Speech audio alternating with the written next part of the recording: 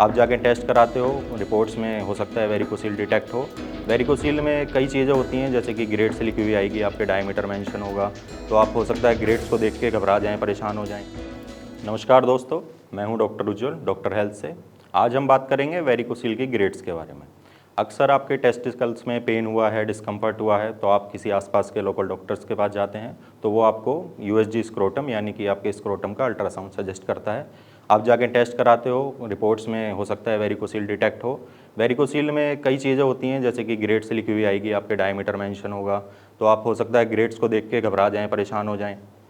आप उसमें ये देख रहे हो कि ये ग्रेड्स 3 आ रहा है, ग्रेड्स 4 आ रहा है, लेकिन उससे परेशान नहीं होना है। आप किसी भी अल्ट्रासाउंड की रिपोर्ट्स में 3 चीज़ें देखिए। सबसे पहले डायमीटर चेक कीजिए अपनी वेंस का, दूसरा उसमें टेस्टिकल्स का साइज़ होता है उसको देख सकते हैं, तीसरा बाद में जाइए कि आपकी ग्रेड्स क्या चल रही हैं उस पर ध्यान दीजिए। अगर आपको आसपास का जो डॉक्टर है जिसने टेस्ट कराया हो सकता है वही आपको समझा दे, अगर वो नहीं समझाता है तो आपको मैं थोड़ा सा आसान कर देता हूँ इस चीज़ के लिए। आपके अगर डायमीटर 1.8 1.9 तक जा रहा है वेंस का डायमीटर, तो आपका वो अर्ली वेरिकोसील हो सकता है। हालांकि जो डायमीटर होता है वो जब आप टेस्ट कराते हो, जो आपके रेडियोलॉजिस्ट होते हैं, वो उनका भी अपना एक तरीका होता है उसको क्लासिफिकेशन करने का, उसको डिस्ट्रीब्यूट करने का कि कौन से डायमीटर को वो कौन सी ग्रेड्स दे रहे हैं। तो आप वैसे तो 1.8 1.9 mm तक 2 mm तक उसको अर्ली वेरिकोसील समझ सकते हैं। अगर आपकी रिपोर्ट्स में 2 mm से 2.5 mm तक डायमीटर लिखा हुआ आ रहा है, तो आप उसको ग्रेड्स 1 की कैटेगरी में मान सकते हैं। ग्रेड 1 के में 2 mm 2.1 mm 2.5 mm तक ग्रेड्स जाती हैं। अगर 2.5 mm से 3 mm या 3.1 mm तक जा रही है आपकी डायमीटर वेंस की, तो वो आपका ग्रेड 2 हो सकता है। अगर 3 mm से 3.5 या 3.6 mm तक जा रहा है तो वो आपका ग्रेड 3 का वेरिकोसील हो सकता है। इसके बाद ग्रेड 3.5 से 3.6 से 4 mm 4.2 mm 4.5 mm या उससे ऊपर जो भी है वो ग्रेड 4 की कैटेगरी में जाता है, जो कि थोड़ा सा फिर इरिवर्सिबल हो जाता है। इसके बाद कुछ चीज़ें इस पे भी डिपेंड करती हैं कि आप टेस्ट कराने गए तो वो आपसे बैठा के टेस्ट करा रहे हैं, सुपाइन पोजीशन में करा रहे हैं या स्टैंडिंग पोजीशन में करा रहे हैं या वासल्वा मैन्यूवर पे करा रहे हैं। वासल्वा मैन्यूवर एक ऐसी कंडीशन होती है कि पेशेंट को लिटाया जाता है, वो आपसे बोलेंगे कि खांसो या अपने लोअर एब्डोमेन पे थोड़ा सा प्रेशर लगाओ।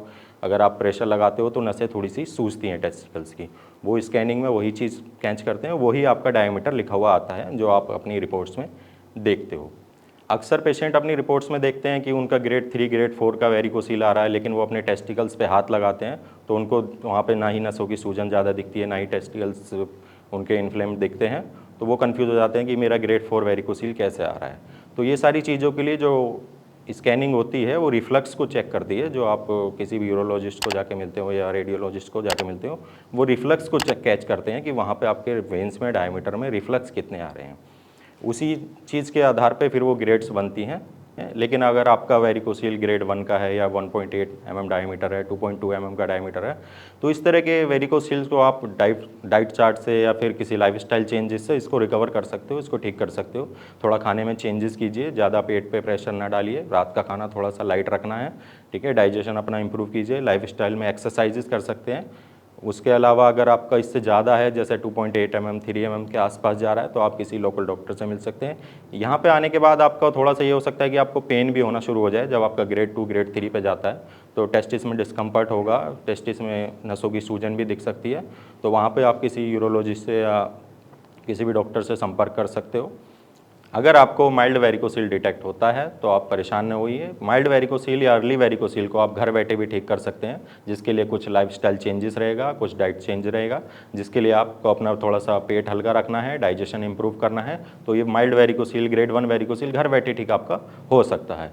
उसके अलावा अगर ज़्यादा है, ग्रेड 2 ग्रेड 3 है, या आपको पेन ज़्यादा हो रहा है, डिस्कम्फर्ट ज़्यादा हो रहा है और आप परेशान हो रहे हो, तो परेशान मत होइए, आप हमसे जुड़िए, अपनी रिपोर्ट शेयर कीजिए, कमेंट बॉक्स में अपना नंबर छोड़िए, यहाँ से टीम आपसे बात करेगी।